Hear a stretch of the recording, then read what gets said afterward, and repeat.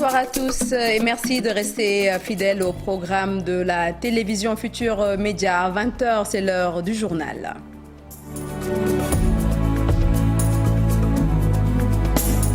20h, bagarre à l'Assemblée nationale, encore au cœur de l'actualité. Des parlementaires se prononcent et appellent à plus de responsabilités. Journée internationale des personnes vivant avec un handicap célébrée ce samedi 3 décembre. Le système éducatif au Sénégal ne favorise pas l'éducation des personnes vivant avec un handicap, surtout les femmes. Une conviction des membres du comité des femmes de la Fédération des associations de personnes vivant avec un handicap du Sénégal. Ces femmes vont se prononcer dans ce journal. Importante saisie de cocaïne par la douane sénégalaise, 300 kg évalués à 25 milliards de francs CFA. Les agents de la douane ont procédé à l'incinération de la drogue à Thiès. Qatar 2020, Angleterre, Sénégal, c'est demain à 19h. Retenez que le sélectionneur national n'était pas présent lors de la traditionnelle conférence de presse cet après-midi. Son adjoint rassure, Alioune Cissé sera demain au rendez-vous.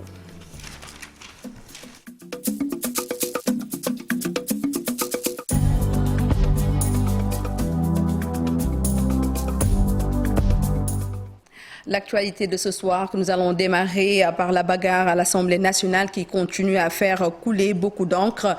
Des parlementaires se prononcent et condamnent la violence. Ces parlementaires invitent les députés à plus de responsabilités, à éviter donc de s'attaquer aux hommes religieux malgré leur engagement politique. C'est un reportage de Moussa Sani et de Alioune Diagne. Une image, 1000 interrogations. Comment en est-on arrivé là? Difficile de trouver les mots pour décrire cette scène à l'Assemblée nationale. Une bagarre entre les représentants du peuple qui décrédibilise l'Institut. Ce qui s'est passé hier à l'Assemblée nationale est un scandale. Moi, ça me touche profondément. Non seulement elles ont violenté une femme, au sein de l'hémicycle, une députée, mais ils sont balafrés de l'instruction parlementaire.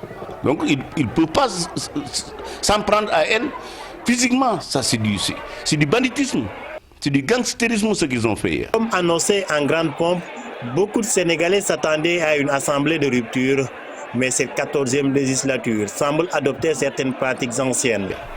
C'est un acte à ne pas politiser. Et ça, je le dis tout haut, ce n'est pas un acte à politiser. Cessons d'attaquer les marabouts des autres. Moi, tout ce qui touche à un marabout, je suis contre. Je suis contre, oui. Parce que vous voyez des gens qui se battent pour leurs leaders, des leaders politiques, et qui le lendemain changent de parti. Mais vous avez vu quelqu'un changer de tariqa? Non? Ils croient à leur marabout, ils croient au père et au grand-père de leur marabout, mais il faut leur laisser cette liberté de croire à ces gens-là. Si je me trompe, Moussa Sani est le président d'honneur ou président du parti pur. Donc il est dans l'arène politique, il ne peut pas faire l'objet, il doit accepter de faire l'objet, ou bien ces talibés doivent accepter de faire que c'est leur guide, parce que l'objet de critique politique. À la place des idées constructives, des bagarres qui s'invitent très souvent à l'hémicycle, difficile pour situer les responsabilités. C'est du gangstérisme parlementaire dont sont auteurs les députés de Yévi. Voilà ce qui s'est passé lors de la 12e lecture. Les voyous, ceux qui ont arraché des micros, ceux qui ont cassé des tables, ceux qui ont dressé sur des tables, mais c'est des députés de Yévi, ce n'est pas des députés de Benno Bokk Yakaar. Donc il ne faut pas chercher à généraliser. Parce qu'en généralisant, on minimise la responsabilité de ceux qui ont fauté. Il y a beaucoup de violences faites aux femmes qui ne sont pas des bagarres. Voilà, donc ces femmes-là, vraiment, bon, c'est de leur droit de protéger une femme. Moi, je suis contre la violence, mais toutes les violences, verbales, physiques. En attendant de voir plus clair dans ce dossier, les partisans de la députée Awa Ndiaye Gniby ont décidé de porter plainte contre Massata Samb et Mamadou Niang du PUR et de Yewwi Askan Wi. toujours dans ce même registre, la CNTS FC Authentique hausse le ton et réclame la fin de toute forme de violence faite sur les femmes. Bahao Jong et ses camarades menacent de descendre dans la rue pour manifester contre ces pratiques qui, selon eux, sont devenues inquiétantes. Nous écoutons Bahao Jong, secrétaire général de la Confédération nationale des travailleurs du Sénégal, force du changement authentique. Il est au micro de Alassane Ba et Ahmadouba. Passez à l'Assemblée nationale, même vous les hommes, vous l'avez condamné. Personne ne peut être d'accord qu'un homme batte comme ça une femme publiquement, même à la maison. Nous avons dit que c'est trop, c'est trop.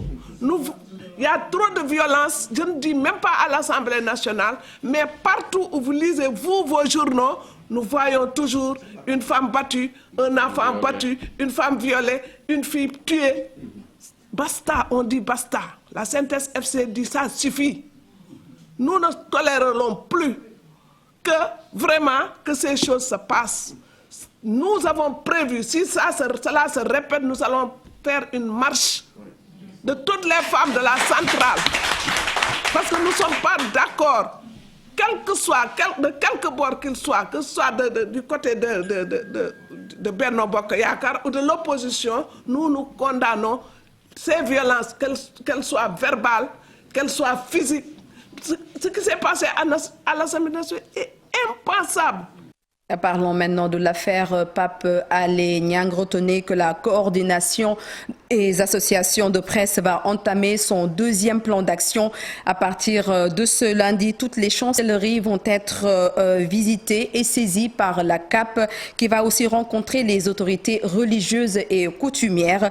La CAP va dans le même sens commencer des actions pour la libération du journaliste Pape Alé Niang. Ibrahima Lissa Faye au micro de Dissa Prera. En tout cas, d'effet escompté. Nous sommes face à un mur qui est là et qui ne veut rien entendre du tout et qui cherche à faire plier Pape Alé et qui cherche à vraiment à broyer Pape Alé. Et donc, ce que nous n'accepterons pas. Et Pape Alé est en prison. Nous tous aujourd'hui, nous sommes prêts à le retrouver en prison et nous ferons ce qu'il faut pour le libérer. Et donc, dites-vous qu'à partir de maintenant, nous n'excluons aucune action. On était dans la diplomatie, on était dans, disons, ce sens de responsabilité-là, mais là, on va faire la guerre comme à la guerre.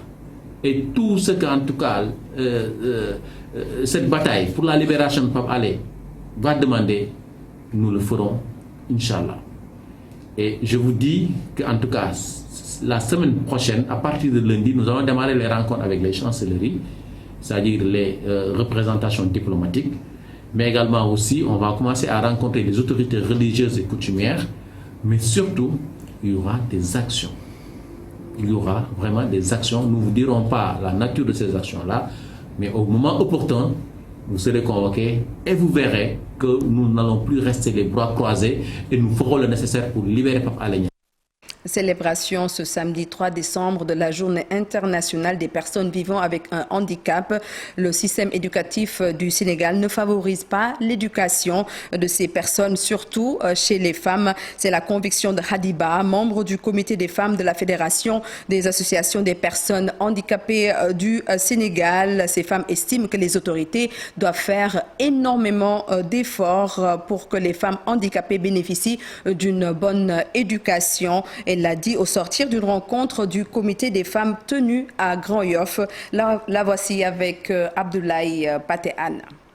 La situation actuelle que nous avons en tant que comité des femmes, c'est que vu la situation avec la situation des personnes handicapées qui sont dans les rues, parce que j'ai mes sœurs handicapées qui sont dans les rues, souvent elles mangent, c'est la faute de tout un système. Parce que la réussite au Sénégal, on peut dire que c'est le résultat de l'éducation.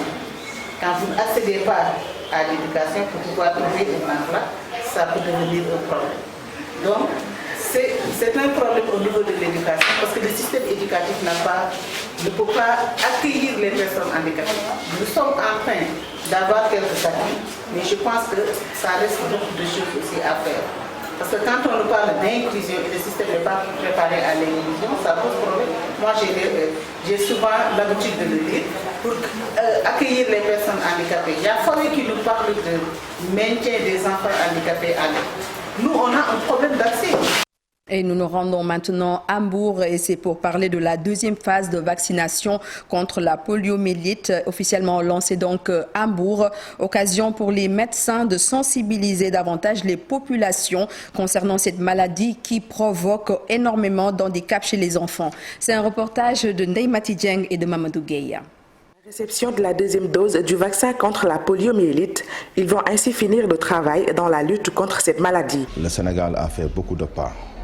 Et jusqu'à présent, on nous parle de l'élimination. Donc, on sait que quand on parle de l'élimination, c'est parce qu'il y a des avancées sur le plan pratique et sur l'efficacité de certains antigènes que nous utilisons. C'est pour cela que l'introduction de la deuxième dose prouve que vraiment ça va renforcer l'immunité des enfants. La poliomyélite, une maladie toujours présente au Sénégal, d'où la nécessité pour les blouses blanches de déployer des actions de sensibilisation. Toutes les dispositions ont été prises. On a informé les délégués de quartier, les leaders d'opinion, les imams. On a tenu une rencontre avec les relais, les Badjanogo pour en parler. Et vraiment, cela prouve aussi que l'efficacité de la première dose de la VPI. Donc si on amène une deuxième dose pour renforcer, vraiment ça fait un plus. Mbour est sous surveillance pour une meilleure maîtrise de la situation. De la même manière que nous introduisons cette deuxième dose de VPI, il y a aussi le switch du Rotarix par le Rotavac. On est en train de remplacer le Rotarix par le Rotavac, ce vaccin qui protège les enfants contre les diarrhées sévères. Selon ces agents de la santé, l'objectif dans le département de Mbour est de dépasser les 90% à défaut de revacciner tous ceux qui avaient reçu la première dose.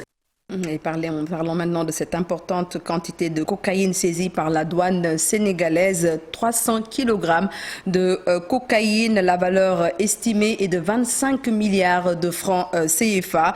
Les agents de la douane, le gouverneur de Thiès et des forces de sécurité ont procédé à l'incinération de la drogue à l'usine de cimenterie Dangote de Pout. Et c'est un reportage de Cheikh Anta Diop et de la Tirseya. Une quantité de cocaïne saisie par les services de la douane a été incinérée ici à l'usine Dangote de Pout. L'opération s'est déroulée en présence des hauts gradés de la gendarmerie et de la douane et sous haute surveillance policière. Il s'agissait d'incinérer une importante quantité de cocaïne qui a été appréhendée sur la RN1, plus particulièrement au niveau donc de Kidira. Cette quantité aurait fait énormément de mal sur la santé des populations, plus particulièrement des jeunes, mais également sur l'économie nationale. Le directeur des opérations douanières félicite tous les agents des douanes qui sont à l'origine de cette saisie importante. Cette découverte est consécutive au contrôle d'un camion frigorifique qui avait à l'apparence vide. Mais il y avait un double fond. On a retrouvé à l'intérieur donc cette cocaïne qui, je vous le rappelle, est la plus grande saisie opérée par la voie terrestre et qui représente en tout cas une valeur de 25 milliards. Il y a 2 personnes qui sont appréhendées pour le moment. Féliciter tous les agents des douanes qui sont à l'origine de cette saisie importante parce que n'eût été leur engagement, leur perspicacité et leur professionnalisme, peut-être cette drogue pouvait passer entre les mailles des filets et se retrouver dans le territoire national. Le gouverneur de Thiès a saisi l'occasion pour appeler les populations à coopérer davantage avec les forces de défense et de sécurité pour dénoncer les malfaiteurs afin de contrecarrer le crime organisé sur toutes ses formes. Merci, cher Anta Diop. Les travailleurs du Centre des œuvres universitaires de Dakar souffrent et c'est le syndicat national des travailleurs des universités qui sonne l'alerte face à la presse ce matin au siège de la CNTS-FC authentique à laquelle ils ont porté donc leur choix. Les membres du dit syndicat exigent des primes de risque, un statut pour les anciens et puis également un bus pour leur transport. C'est un reportage de Alassane Ba et d'Ahmadouba. Prendre en charge les préoccupations des travailleurs du COUD qu'ils ont décidé de mettre en place le Centus FC authentique. Les problèmes sont nombreux et multiples.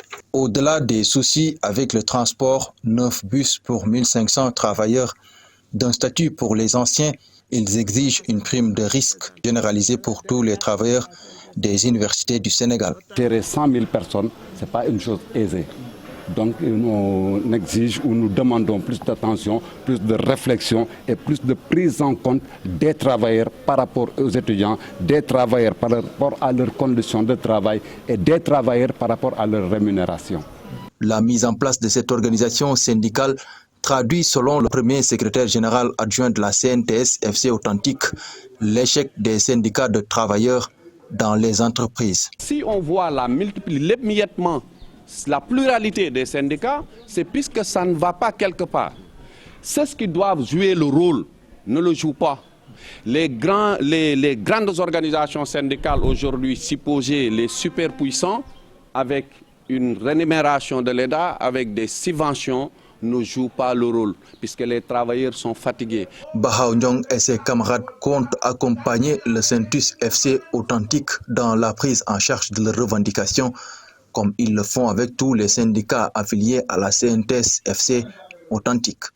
Votre syndicat, le nouveau syndicat Centus authentique, devra être un syndicat de dialogue et de concertation pour effacer l'image de certains dirigeants qui sont là-bas, les dirigeants syndicaux qui sont là-bas au niveau de l'université, au niveau du COUD, ces dirigeants alimentaires qui s'engraissent sur le dos des militants de base et qui ne cessent de terroriser les travailleurs. D'une part, nous voulons améliorer les conditions dans le travail pour une meilleure productivité et d'autre part, une rentabilité sur nos propres personnes. La Confédération nationale des travailleurs du Sénégal, force du changement authentique, interpelle la direction du COUD à régler le déséquilibre noté dans la gestion des ressources humaines. Parlons d'autre chose maintenant, sport. Angleterre-Sénégal, c'est prévu pour demain à partir de 19h. Le sélectionneur national n'était pas présent lors de la traditionnelle conférence de presse d'avant-match pour cause d'une maladie, a annoncé donc son adjoint Régis Bogayer. Toutefois, il rassure que Aliou Cissé sera bien au rendez-vous demain. C'est un compte rendu de Mamadou Ndiaye et de Ahmed Niang. Surprise générale. Le sélectionneur du Sénégal, Aliou Cissé, n'a pas pris part ce samedi à la traditionnelle conférence de presse à la veille du 8e de finale de la Coupe du Monde Qatar 2022, Angleterre-Sénégal. Remplacé par son adjoint Régis Bogayer, qui annonce que le technicien est souffrant, tout en étant optimiste que le sélectionneur Aliou Cissé sera présent demain sur le banc. Attitude que demain soir, effectivement, à 22h, c'est bien lui qui emmènera l'équipe. Ça, c'est une vraie certitude. Pour notre équipe, battre l'Angleterre serait un très grand moment. Alors, je ne sais pas exactement l'importance que les gens en 2002 ont donné à cette victoire. Enfin, si je la connais, je pense que c'était également extrêmement important, mais je pense que c'est équivalent. Pour eux, demain, c'est équivalent. Et puis, je dirais pour tous nos joueurs, je veux dire, c'est de montrer, parce qu'on a bien l'idée que l'Angleterre, c'est une équipe du top 5, comme on dit. Hein. Aujourd'hui, ils sont 4e ou 5e mondial. C'est aujourd'hui, je veux dire, penser ou imaginer que battre une équipe effectivement de ce niveau-là, c'est aussi être capable, je veux dire, de montrer, je veux dire, tous les progrès qu'on a été capable de faire et qui sont réels. En compagnie de Régis Bogayer, le portier des Lions Alfred Gomis espère voir tous les supporters africains pour pousser les deux équipes africaines en lice pour les 8e de finale. C'est sûr que toute l'Afrique va monter en puissance. Et ils sont en train de se reconnaître aussi à travers nous, parce qu'on est l'équipe qui a gagné la Coupe d'Afrique. Mais aussi, ils sont là pour supporter aussi l'autre équipe africaine que le Maroc, parce que ce n'est pas seulement le Maroc, le Sénégal, le Ghana, les équipes qualifiées à la Coupe du Monde qui sont là à la Coupe du Monde, mais c'est un continent entier qui est à la Coupe du Monde. Ça veut dire que c'est bien qu'on reste unis comme ça, parce que l'Afrique en général est en train de monter en puissance. Angleterre, Sénégal, prévu ce dimanche à 22h à Doha, 19h à Dakar. Prompt rétablissement à notre El Tactico. Le Sénégal fera face à une équipe très dynamique de l'Angleterre en attaque surtout. 9 buts en 3 matchs, mais l'effectif des Lions sera difficile à manœuvrer. C'est l'avis des officiels membres de la Fédération sénégalaise de football que nos envoyés spéciaux ont rencontrés ce matin. Morceau choisi, Djibril Wad et Eliman Lam. C'est les 16 meilleures équipes du monde. On a fait le premier tour qui est dépassé et le deuxième tour qui vient. Et je pense que c'est des éliminatoires directs. Il faut jouer match par match. Même si les Anglais ont inventé le football, le Sénégal quand même a un collectif. Et là, dans la situation où nous sommes, c'est le collectif qui prime sur les individualités. On parle beaucoup de l'Angleterre, mais on parle de ces individualités. On parlait du Sénégal, on parlait des individualités du Sénégal. Mais tant qu'on parlait des individualités du Sénégal, le Sénégal ne gagnait pas. Quand on a commencé à parler du collectif du Sénégal, le Sénégal a commencé à gagner. Donc moi j'ai mis sur ce collectif-là, et ce collectif-là peut gagner n'importe quelle équipe qui est devant lui. Quand on a Iliman Ndiaye et Ismaël Sarr devant, je pense qu'avec Boulaye, on peut faire du mal à n'importe quelle équipe. Maintenant, il faut commettre le moins d'erreurs en défense et densifier le milieu de terrain et se battre. Bu ñu doon wax Sénégal-France 2002 tey daanaka Sénégal-Angleterre moom mooy Sénégal-France bu 2002 parce que 8 à 9 joueurs yoo xamante ni ils évoluent en Angleterre, ils connaissent bien le football anglais ñooñu. Je ne pense pas qu'ils ont quelconque crainte de faire face à l'équipe d'Angleterre, en fait. Je ne dirais même pas le début de cette compétition. C'est une équipe qui gagne en maturité. C'est compétition Bounek. Depuis le début, depuis 2017, l'équipe a gagné en maturité. Chaque match, en réalité, pour l'équipe d'Indil. Tantôt, dans le Sénégal, nous remonter but Sénégal, nous gagner plus d'un ou deux buts d'écart. Les gens ils marquent et tu sais pas, même viennent des buts, Founek les jugés d'un défenseur à l'attaquant, des excentrés du milieu de terrain. Il y a une diversité au sein de l'équipe. Et aussi quoi qu'on puisse dire, Sénégal aussi c'est l'une des rares équipes en Afrique. Ils ne se contentent pas de jouer en bloc bas. Ils jouent tout le temps sur les centres et aussi sur les côtés. Et là, c'est rarissime si football africain. Et toutes les équipes qui jouent avec le Sénégal, ils ont crainte même parce qu'ils savent qu'ils ont des flèches à côté, qu'à tout moment, ils veulent déboucher soit du centre ou bien des côtés pour créer la différence surnombre au niveau de l'attaque. Et toujours dans l'actualité de ce mondial, retenez que les Pays-Bas sont qualifiés pour les quarts de finale de la Coupe du Monde 2022. Ils ont battu les États-Unis d'Amérique sur le score de 3-1 lors du premier huitième de finale joué cet après-midi. On va faire le point tout de suite avec Cher Sadibou Diarra. C'est la différence entre les Pays-Bas et les États-Unis d'Amérique. Ce sont en effet les Américains qui dominent au début de ce huitième de finale. Mais les Néerlandais, sur leur première attaque, ouvrent le score à la 10e minute. Memphis Depay reprend du plat du pied un centre en retrait de Denzel Dumfries. La bande à Virgil van Dijk gère son avance jusqu'aux arrêts de jeu de la première période. Le moment choisi par Dumfries pour s'offrir une deuxième passe décisive bien concrétisée par Daley Blind. Les Pays-Bas vont à la pause avec 2 buts d'écart. Un avantage qui court jusqu'au dernier quart d'heure du match avant que l'avant-centre américain Hadji Wright ne réduise le score. L'espoir d'égalisation des Américains est vite douché par l'homme du match, Dumfries, auteur d'une belle reprise de volée sur un centre de Daley Blind à la 88e minute. Les Pays-Bas s'imposent finalement 3-1 et se qualifient pour les quarts de finale. Une rencontre prévue le vendredi 9 décembre prochain. À suivre dans nos prochaines éditions, peut-être demain, la suite de ce mondial. Et puis mettre le sport au service du social et de la santé, c'est l'ambition de l'association des anciens athlètes de Rufisque qui organise ce dimanche, c'est-à-dire demain, à partir de 9h, la 2e édition de son cross demain, suivi d'une séance de dépistage du col de l'utérus et de la distribution du vaccin contre la Covid. Et pour réussir cet événement, Ibrahim Diallo, porte-parole de l'association, invite toutes les populations de Rufisque, plus particulièrement les sportifs. Propos recueillis par Cher Sadibou Diarra et Tcherno Laurent Mendy. Dans le cadre de la préparation de notre grande journée, la 2e édition donc, des 10 km de Rio, que nous organisons déjà depuis 2 ans. Donc cette année, donc, nous avons retenu cette date du 4 décembre 2022 devant l'hôtel de ville de Rufisque à partir de 9h, d'organiser donc cette 2e journée de course sur route hors stade, et qui s'inscrit aussi dans le cadre de du calendrier et véritablement de la Fédération sénégalaise d'athlétisme et en parfaite collaboration aussi avec la Ligue d'athlétisme de Dakar. Donc c'est un événement qui se prépare grandement. Il y aura effectivement, ce sera donc placé sous le signe de la lutte contre le cancer du col de l'utérus, mais aussi de la vaccination contre la Covid-19. Donc nous agissons effectivement aussi bien sur le plan sportif que sur le plan de la santé. Nous invitons tous les clubs de Dakar, les athlètes, les écoles fédérales, nos amis les militaires, les sapeurs-pompiers, nos amis aussi du camp militaire des Gemis. Donc tout le monde en tout cas est invité à venir participer à cette grande course sur route qui est inscrite, je le rappelle, dans le cadre ou dans l'agenda de la Fédération sénégalaise d'athlétisme.